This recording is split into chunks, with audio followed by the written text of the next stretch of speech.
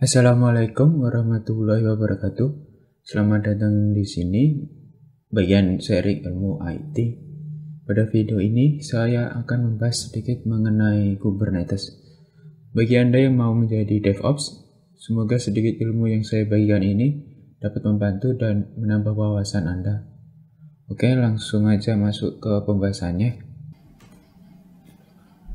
Poin-poin yang dibahas pada video ini meliputi: yang pertama, pengenalan mengenai Kubernetes. Setelah itu, lanjut ke kelebihan yang ditawarkan oleh Kubernetes.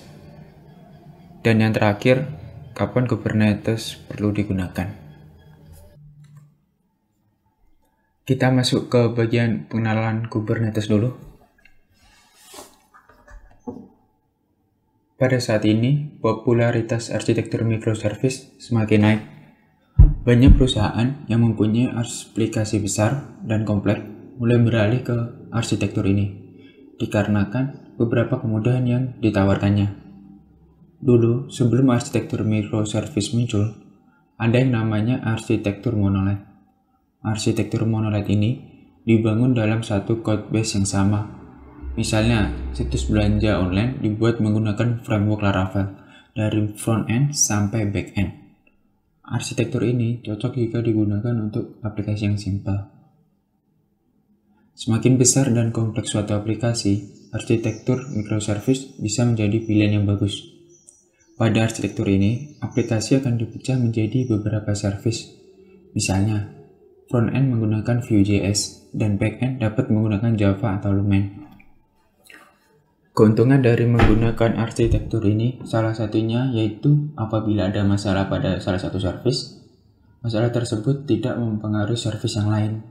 Dapat dikatakan setiap service itu berdiri sendiri, sehingga apabila mau melakukan komunikasi antar service perlu menggunakan yang namanya API. Ada beberapa cara menerapkan arsitektur microservice, yang salah satunya menggunakan kontainer.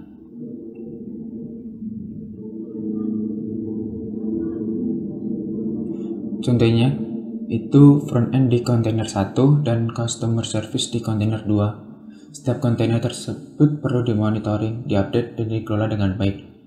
Jika jumlah kontainer sedikit, anggap aja bisa dihitung dengan jari.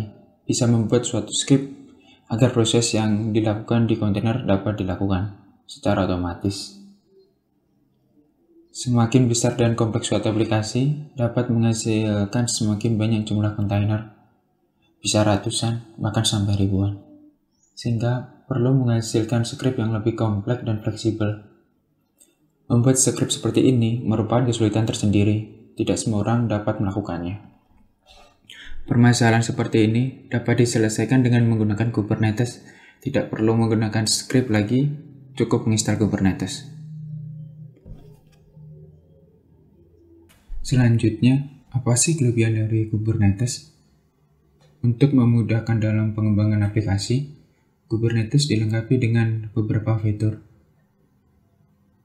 Yang pertama, Kubernetes memiliki fungsi load balancing, yaitu ketika terdapat lonjakan beban yang cukup besar, maka Kubernetes mampu membagi beban yang ada, agar aplikasi dapat berjalan lebih stabil.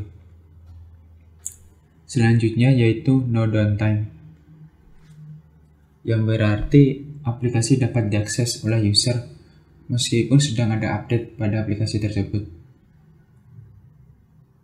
Yang ketiga yaitu service discovery. Semakin banyak service yang membentuk aplikasi, maka akan semakin sulit untuk dilacak dan dikelola. Fitur ini memudahkan untuk melacak kontainer-kontainer yang ada dengan otomatis.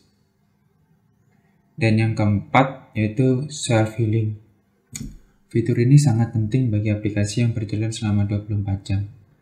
Kubernetes memiliki kemampuan untuk memeriksa kontainer, merestore kontainer yang error, dan mengganti kontainer yang sudah tidak bisa menanggapi request. Yang terakhir, kapan kita perlu menggunakan Kubernetes? Kubernetes perlu diterapkan misalnya ketika mengalami kasus. Yang pertama, ketika aplikasi harus berjalan 24 jam tanpa ada downtime. Yang artinya, User harus dapat mengakses aplikasi meskipun sedang ada update pada salah satu service. Selanjutnya, ketika jumlah kontainer yang perlu dikelola sudah sangat banyak, Kubernetes di sini diperlukan agar tidak terjadi error saat mengatur kontainer-kontainer yang ada. Menurut saya pribadi, meskipun saat ini Kubernetes terkenal, tapi tidak semua aplikasi harus dijalankan di Kubernetes. Mungkin dijalankan pada arsitektur monolit sudah cukup. Jadi, pertimbangkan secara baik-baik apakah memang perlu dijalankan di Kubernetes atau tidak. Sekian penjelasan singkat mengenai Kubernetes pada video ini. Apabila ada yang salah atau ada yang mau ditanyakan, dari pertanyaan biasa sampai rumit, silakan tulis di komen aja. Insya Allah, kalau saya ada ilmunya akan saya jawab.